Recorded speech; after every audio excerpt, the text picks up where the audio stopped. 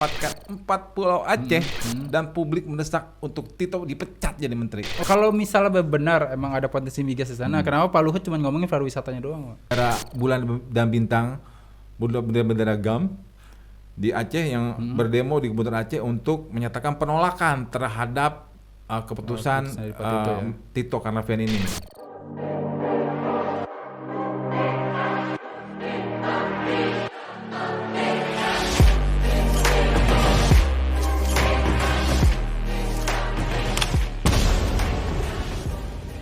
Selamat datang di LBJ Viral 24 podcast di mana kita ngebahas konten yang lagi viral tentunya dan bikin kita semua deg-degan.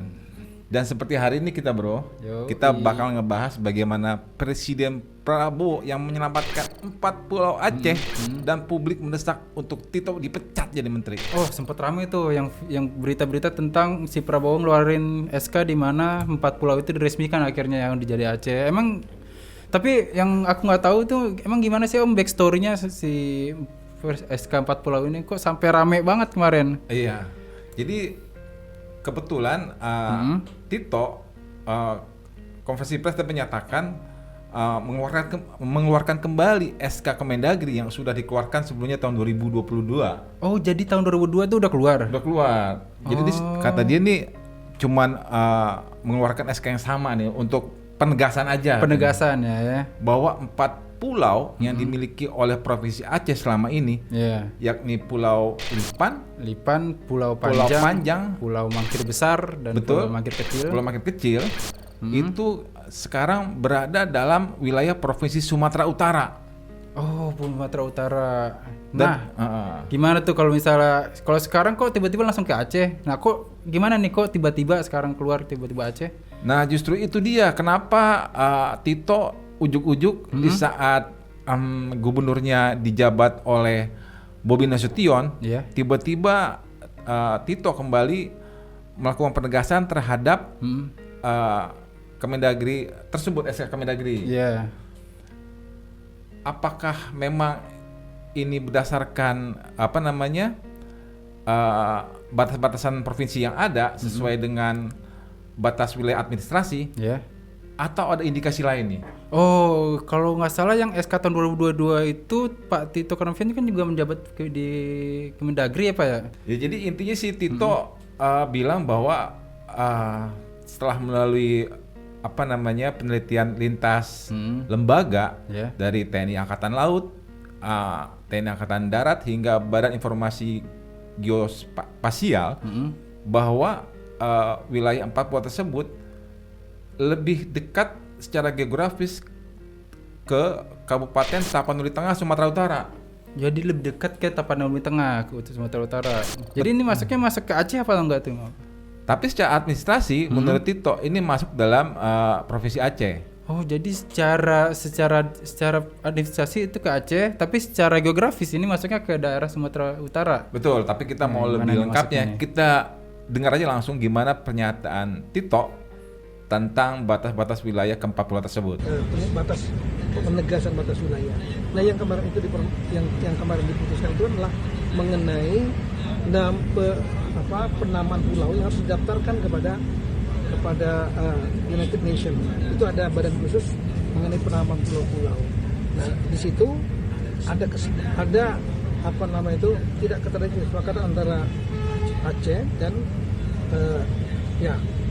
Aceh, dan kalau memang letak batas daratnya sudah selesai antara Aceh Singgil dan Tapanuli Tengah, ditandatangani dua pihak, cuma batas lautnya. Nah, ketika tidak terjadi kesepakatan, aturannya diserahkan kepada pemerintah nasional di tingkat pemerintah pusat di tingkat atas. Nah, dari rapat tingkat pusat itu melihat letak geografisnya itu ada di wilayah Sumatera Utara berdasarkan batas darat yang sudah disepakati oleh 4 Pemda Aceh maupun Sumatera Utara. Nah, kemudian itu tahun 2022 sudah diputuskan gitu cap-nya, keputusan Mendagri tentang nama wilayah itu dan letaknya. Nah, tahun 2005 April kemarin itu karena hanya pengulangan. Nah, namun kemudian mungkin ada pihak yang mungkin menerima, ada yang tidak menerima, ya kita paham lah. ini kita terbuka juga untuk mendapatkan evaluasi ya, atau mungkin kalau ada yang mau digugat secara secara hukum betul misalnya ya, kita juga nggak keberatan. Oh jadi sempat ada simpang siur nih ya Om, jadi untuk kepemilikan 4 pulau ini ya Om. Iya, jadi menurut beliau kan begitu ya. Iya menurut beliau begitu. Bahwa sebenarnya batas wilayah antara Provinsi Sumatera Utara dan Aceh Ya. itu sejak 1928 sudah terjadi perdebatan bahkan sebelum negara Indonesia ada gitu kan. Iya benar, karena emang Aceh ini kan masuknya daerah istimewa ya sebenarnya. Betul. Dan maka menurut beliau katanya ada sekitar 70.000 desa di Indonesia yang batas wilayahnya itu masih dalam pembicaraan lah, belum spesifik, dan baru sekitar 1.000 desa saja yang batas wilayahnya jelas gitu secara hukum. Oh, sisanya? Sisanya masih dalam proses lah, belum ada perdebatan gitu. Di antaranya 4 pulau ini. 4 pulau ini. Dan ini baru 4 pulau ya Om? 4 Belum pulau. yang lain nih gimana nih? Dan dalam keputusannya Mendagri tahun 2022 telah memutuskan bahwa 4 pulau tersebut masuk dalam wilayah Provinsi Sumatera Utara. Sumatera Utara. Dan ini hanya penegasan kembali. Tapi menjadi pertanyaan publik, ini kenapa Tito melakukan penegasan kembali terhadap SK keputusan Mendagri tersut Ya. di saat gubernurnya ini Bobi Nasution. Oh jadi pas banget ya timingnya. Kenapa momennya timingnya pas gitu kan? Iya benar-benar. Kita ketahui kan Bobi itu kan mantunya Pak Jokowi. Pak Jokowi. Iya. Yang pernah menjabat presiden RI kita ke-7. Ada ke-7. Dan kebetulan sekali Pak Tito Pak ini Tito menjadi pejabat berkali-kali di saat Pak Jokowi sedang menjabat sebagai menjabat presiden. presiden benar. Kita ngeliat bagaimana Pak Tito jadi Kapolri ya kan? Iya. Di saat ditunjuk oleh Pak Jokowi. Pak Jokowi. Berarti emang ada kemungkinan persepsi publik kebentuk dong Om di sini, bakal ada kemungkinan oh ini mungkin ada beberapa yang diuntungkan, ada beberapa yang ya kayak semacam hal kayak gitu. Ya wajar aja persepsi publik ini, jangan-jangan nih politik balas budi dari Tito nih. Masuk akal sih kalau Untuk misalnya Jokowi, pasti. ya kan? Iya benar, Bagaimana apabila dia memberikan 4 pulau tersebut kepada Sumatera Utara, Iya. tentunya akan menjadi kredit bagi Bobi Iya. sebagai gubernur Sumatera Utara itu untuk bagaimana mengolah ke-4 pulau tersebut begitu.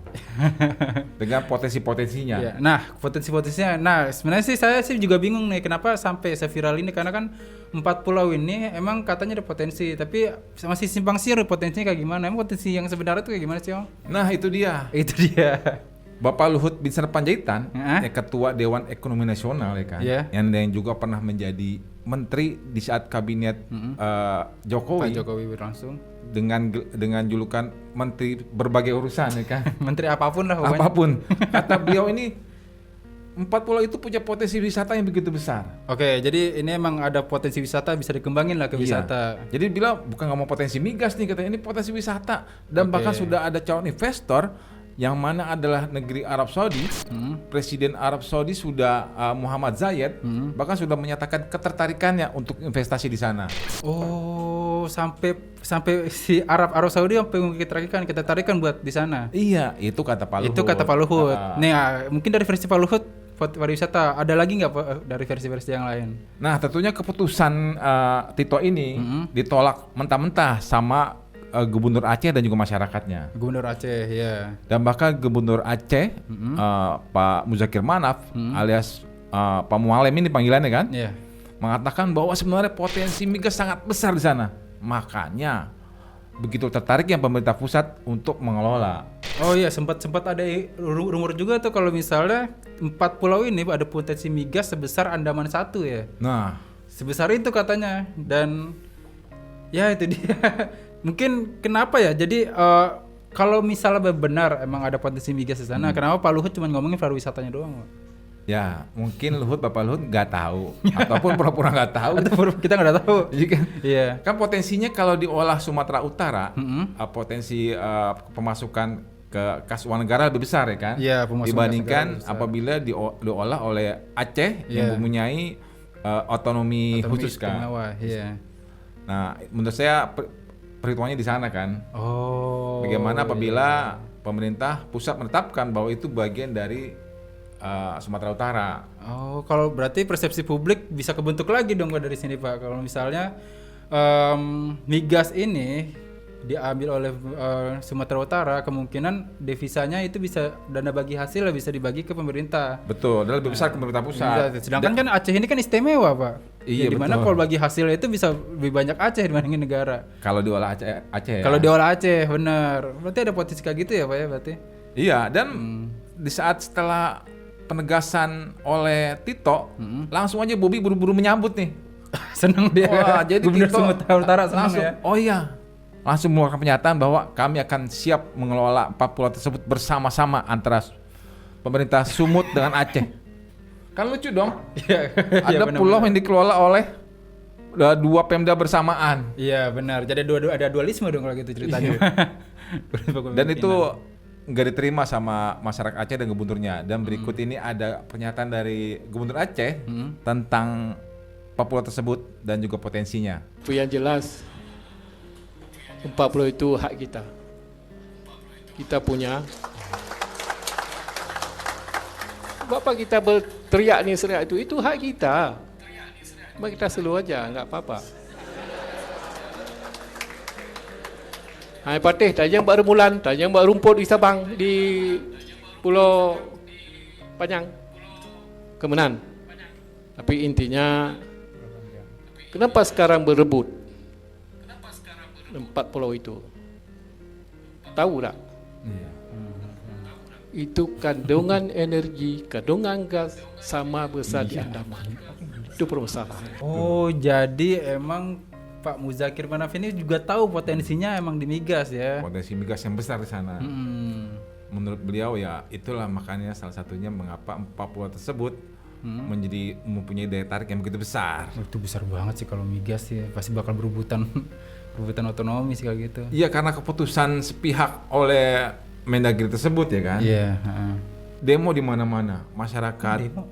Masyarakat Aceh terutama tidak terima akan pernyataan dari Tito. Tito Karnavian. Mulai dari anggota DPR RI, aktivis, gubernur, semua menyuarakan penolakan hingga akhirnya kembalilah bergejolak tentang bagaimana untuk Seruan-seruan untuk Seruan-seruan ada gerakan gerakan Aceh Merdeka Aceh kembali Merdeka. nih. Berkibar kembali bendera-bendera bulan dan bintang, bendera-bendera GAM di Aceh yang berdemo di Gubernur Aceh untuk menyatakan penolakan terhadap keputusan keputusan dari Pak Tito, ya.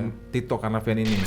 Wah, berarti emang dari satu SK ini emang bisa ada potensi untuk Iya, Potensi. jadi gara-gara keputusan ini Tito blunder, jadi membuat instabilitas nasional, keadaan keamanan juga ya kan, persatuan dan kesatuan bangsa juga jadi terganggu ya kan, nggak bagaimana stabil ya, Pak, ya? nggak stabil. Iya. Dan tentunya ini disoroti oleh banyak pihak, bahkan sampai sekelas wakil presiden kita di era Presiden Jokowi, Bapak Yusuf Kala, mengingatkan kembali Oh iya.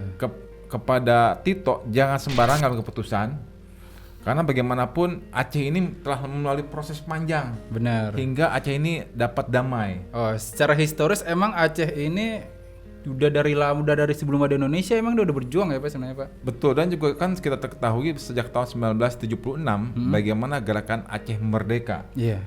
telah menggelora dan akhirnya dapat berakhir setelah dilakukan upaya perdamaian di Helsinki tahun 2005, di mana Yusuf Kala di sana menjadi salah satu bagian, mengambil bagian lah, berperan dalam ciptakan perdamaian di Aceh.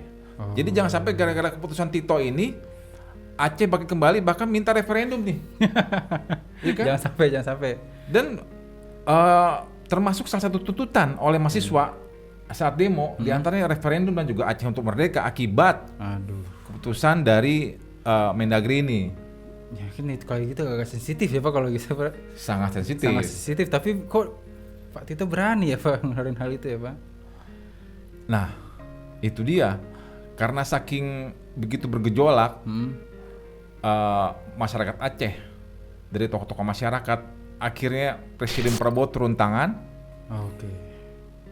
Berarti kita harus ngasih apresiasi juga dong Pak Prabowo. Betul.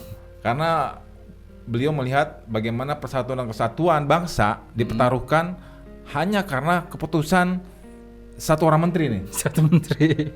Akhirnya dibuatlah pertemuan rapat terbatas nih antara Presiden Prabowo, Bobi Nasution, Gubernur Sumut, Gubernur Aceh, dan juga Tito dengan secara daring dan mengambil keputusan Presiden Prabowo bahwa 4 pulau tersebut tetap masuk wilayah Provinsi Aceh. Oh, kalau misalnya emang Pak Prabowo bilang kalau SK itu berarti masuknya Provinsi Aceh, berarti kan udah kelihatan dong ada inkonsistensi statement dari si Pak Tito Karnavian sendiri nggak sih Pak? Ya tiba-tiba dalam pertemuan tersebut, iya. Tito katanya, wah Pak, ternyata ada dokumen tahun 1992. Kita baru ketemu nih katanya. Baru sekarang tuh ketemunya. Iya, kemarin klip katanya. Di pojokan lemari katanya. Ternyata bener nih Pak punya Aceh. Tapi dia nggak ada kata-kata, iya Pak saya salah, saya minta maaf. Oh sampai sekarang belum ada minta maaf? Nggak ada, bahwa kan karena pernyataan beliau gitu kan. Sampai timbul hiruk pikuk bahkan mengancam stabilitas nasional. Stabilitas nasional gitu. Benar. Jadi sampai sekarang banyak masyarakat, terutama tokoh-tokoh Aceh, itu meminta supaya Tito dipecat atau mundur sebagai menteri.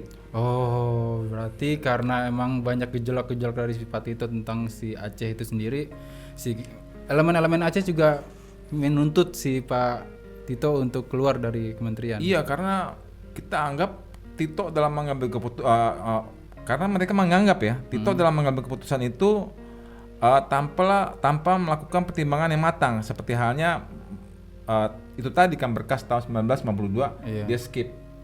Ternyata skip ya Pak. Resikonya agak gede ya Pak.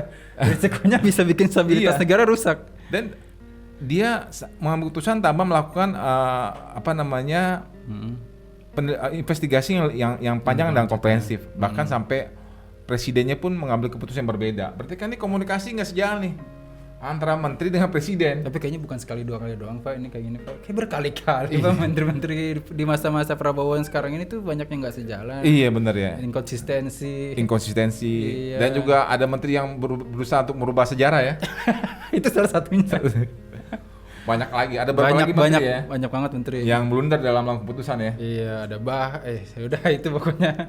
Menteri Di antaranya Fadlizon yang merubah sejarah ya. Fadlizon sekarang pengen merubah sejarah dia. Ya kita nggak tahu nih ke depannya bakal siapa lagi nih yang bikin gerakan. Kita lihat nanti aja Pak. Gitu.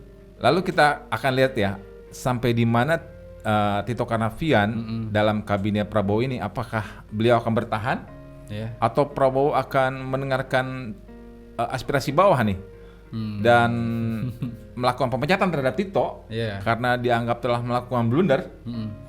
Kita pantau terus perkembangan beritanya di lensaberitajakarta.com dan jangan lupa untuk subscribe ya.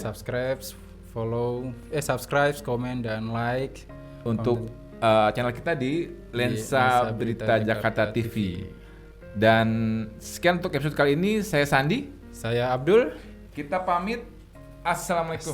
Waalaikumsalam.